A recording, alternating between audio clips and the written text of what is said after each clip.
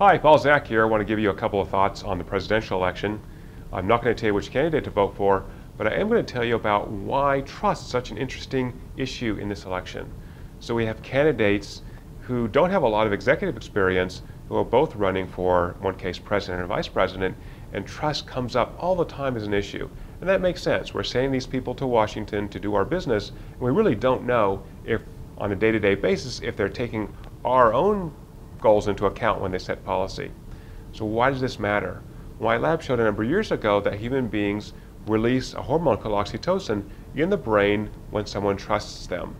So one way to find out who you trust for a political candidate is to see which candidate causes your brain to release oxytocin. Now that's not an experiment I'm going to do right now, but another way is to find out which party they're in. So I've noticed in the last 10 years or so that knowing someone's political party is a way, kind of shorthand way that people use in cocktail parties to find out what kind of values they have, what kind of person they are. I don't think it's the best way, but it certainly is a first cut. And this is part of the oxytocin story.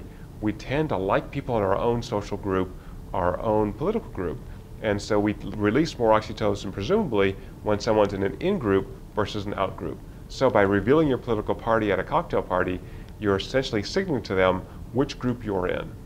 Now you could use that by using other methods. You could tell them your ethnic category or your religious category or any other category you like and see if you can find people in your same group. But in the US, we've kind of downplayed that, so now we use political parties. Okay, so how does trust affect politics? It's really important because these guys are far from us, so put on your trust detector, find out which candidate you think is more trustworthy, which one makes you feel more comfortable. Comfortableness is a sign that oxytocin is being released, and that's the person you ought to vote for.